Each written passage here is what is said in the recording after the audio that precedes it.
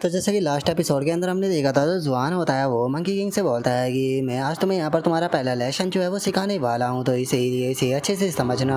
और आज जो तुम्हारा फर्स्ट लेसन होने वाला है वो बॉडी फाउंडेशन होने वाला है, क्योंकि कल्टीवेशन के लिए सबसे ज़्यादा ज़रूरी होती है बॉडी फाउंडेशन। और जुआन के इतना बोलते के साथ ही हमारा व्यू जो होता है वो फैंग चुन माउंटेन के ऊपर आ जाता है, और हम देखते हैं कि वो जगह जो होती है वो देखने में बहुत ही ज़्यादा खूबसूरत होती है। जिसके बाद में अब हम वहाँ पर बैठे हुए एक ओल्ड मैन को देखते हैं जो कि कुछ काम कर रहा होता है। तभी कोई आकर उसे एंसेस्टर बोलकर आवाज़ देता है। जो सुनकर वो ओल्ड मैन जो होता है वो उस बंदे से बोलता है कि क्या हुआ, तो आखिर तुम इस टाइम यहाँ पर क्यों आए हो। जो सुनते के साथ ही वो दूसरा बंदा जो होता है वो उस ओल्ड मैन से बोलता है कि मास्टर एंड सिस्टर, यहाँ पर एक मंकी जो है वो माउंटेन गेट पर बैठा हुआ है, जो कि वहाँ पर नील डाउन कर रहा है और बोल रहा है कि वो आपको देखना चाहता है और आपसे जो डाव है उसे सीखना चाहता है। और मंकी का नाम सुनते के साथ ही वो ओल्ड मैन जो होता है वो बहुत ही ज़्यादा हैरान हो जाता है, और हैरान होते हुए बोलता है कि क्या वो एक मंकी है।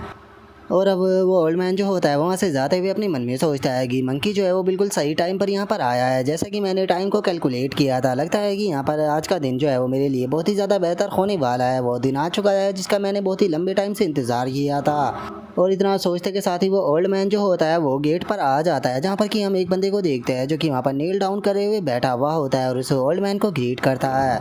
और अब वो बंदा जो होता है वो अपना इंट्रोडक्शन देते हुए उस ओल्ड मैन को बताता है कि एंसेस्टर में एक 6 एयर मकाक हूँ। और गाइज, अगर आप 6 एयर मकाक के बारे में नहीं जानते हो तो मैं आपको याद दिला देना चाहता हूँ कि जो 6 एयर मकाक है वो एक कैरेक्टर है बिल्कुल मंकी किंग की तरह। और अगर इसकी पावर की बात की जाए तो ये मंकी किंग जितना ही पावरफुल है, लेकिन कुछ जगहों पर जो मंकी किंग है वो इससे ज़्यादा पावरफुल है। तो इसीलिए आप कह सकते हो कि ये मंकी किंग के ही लेवल का पर्सन है। और अगर आप इस मकाक के बारे में और भी ज़्यादा जानना चाहते हो तो आप YouTube पर जाकर इसके बारे में वीडियो देख सकते हो। मकाक के बारे में आपको YouTube के ऊपर बहुत सारी वीडियो जो है वो मिल जाएगी। और अब 6 एयर मकाक जो होता है वो उस ओल्ड मैन से बोलता है कि मास्टर एंड सिस्टर, मैं यहाँ पर आपसे डाव जो है वो सीखने के लिए आया हूँ, तो इसीलिए मैं उम्मीद करता हूँ कि मास्टर एंड सिस्टर जो है वो मुझे एक्सेप्ट करेगी। और जो सुनते के साथ ही वो ओल्ड मैन अपने मन में सोचता है कि 1 मिनट, ये तो वो मंकी नहीं है, क्योंकि हेमनली भविष्यवाणी के मुताबिक वो जो मंकी था जो कि मुझसे यहाँ पर डाव सीखने के लिए आने वाला था वो स्टोन से पैदा हुआ था। क्या इसका मतलब ये है कि कुछ गड़बड़ हो चुकी है। और गाइस, मैं आपको बता देना चाहता हूँ कि ये मंकी किंग के बारे में बात कर रहा है। और इतना सोचते के साथ ही अब जो वो ओल्ड मैन होता है वो वहाँ पर कैलकुलेट करना स्टार्ट कर देता है, और कैलकुलेट करते हुए अपने मन में सोचता है कि मैं सही से कैलकुलेट जो है वो नहीं कर पा रहा हूँ। आखिर वो पर्सन है कौन जिसने कि मंकी किंग को यहाँ पर आने से रोक लिया, क्योंकि उसे यहाँ पर आना चाहिए था। आखिर वो कौन हो सकता है जिसने कि मंकी किंग जो है उसे छुपा लिया है, क्योंकि अगर मंकी किंग की बात की जाए तो मंकी किंग के पास में हेवनली सीक्रेट है। तो आखिर वो है कहाँ पर। और अब उस ओल्ड मैन के इतना सोचते के साथ ही हमारा व्यू मंकी किंग के ऊपर आ जाता है, जो कि जवान के साथ में अपनी ट्रेनिंग को कर रहा होता है। और वो जवान से बोलता है कि मास्टर, मैंने अपनी जो वार्मिंग थी उसे ख़त्म कर लिया, तो बताइए अब आप जो ट्रेनिंग है उसे कहाँ से स्टार्ट करने वाले हो। जो सुनते के साथ ही जो जवान होता है वो मंकी किंग के पास में आने लगता है। जो देखते के साथ ही जो मंकी किंग होता है वो अचानक से बहुत ही ज़्यादा घबरा जाता है, और वो घबराते हुए अपने मन में सोचता है कि सच में जो मास्टर है वो एक सेलेस्टियल बीइंग है, क्योंकि जिस टाइम पर इनके बॉडी के अंदर से मैं वाइब्रेशन को महसूस करता हूँ मैं पूरी तरह से कांप जाता हूँ। इवन कि मैंने इस चीज़ को अडेप्ट करने की भी कोशिश की, लेकिन उसके बाद भी मैं इस चीज़ को अडेप्ट नहीं कर पा रहा।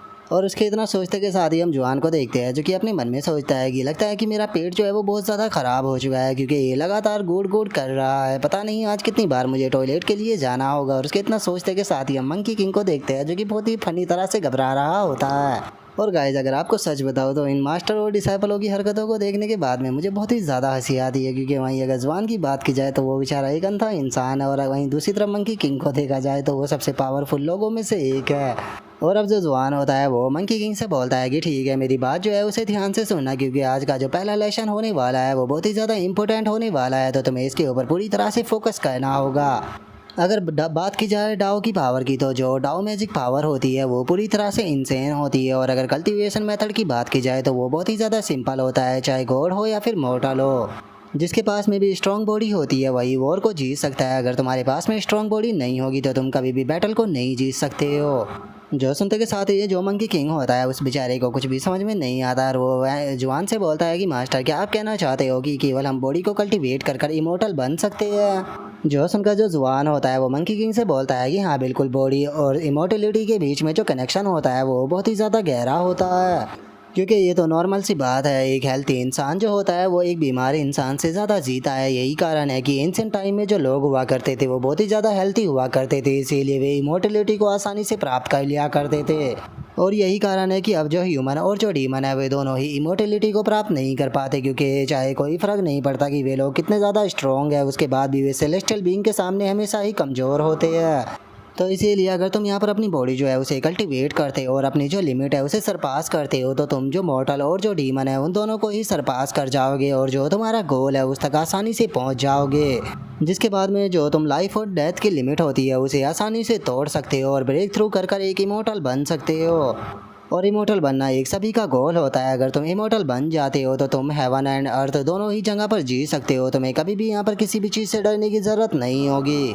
और सच बताओ तो जो इमोर्टेलिटी होती है वो बस एक सेकेंडरी पार्ट होती है। इमोर्टेलिटी से भी ऊपर बहुत सारी चीज़ें आती है। तुम जो स्टार है हेवन से भी ऊपर वहाँ तक भी जा सकते हो। तुम केवल अपने एक ही अटैक से पूरे के पूरे ब्रह्मांड को ख़त्म कर सकते हो। और गाइज आप लोग कंफ्यूज मत हो जाना कि जो जुआन है वो यहाँ पर इमोर्टेलिटी या फिर डाव के बारे में इतने अच्छे से कैसे बता पा रहा है, क्योंकि मैं आपको बता दूं कि जुआन जो है वो बस एक नॉर्मल सा इंसान है। उसने अपनी रियल लाइफ के अंदर बहुत सारी नोवेलों को पढ़ा था और वहाँ का तुक्का जो है वो यहाँ पर मंकी किंग को पिला रहा है। और अब जो जुआन होता है वो मंकी किंग से बोलता है कि ये लॉजिक जो है वो इतना ज़्यादा सिंपल है, मुझे समझ में नहीं आ रहा कि आखिर अभी तक भी तुम इस लॉजिक को क्यों नहीं समझ पा रहे हो। जो सुनते के साथ ही मंकी किंग जो होता है वो जुआन से बोलता है कि मास्टर मैं आपकी हर एक बातों को समझ गया हूँ, सच में मैं बहुत ही बड़ा बेवकूफ़ था, शुक्रिया मुझे यहाँ पर गाइड करने के लिए। जो सुनते के साथ ही जो जुआन होता है वो भी काफ़ी ज़्यादा खुश हो जाता है और खुश होते हुए अपने मन में सोचता है कि बहुत बढ़िया, मैंने इसे अच्छे से बता दिया। अच्छा हुआ कि मैंने रात जो था वो काफ़ी ज़्यादा एफर्ट लगाया था, इन डायलॉगों को याद करने में मेरी मेहनत जो है वो बिल्कुल भी बेकार नहीं गई।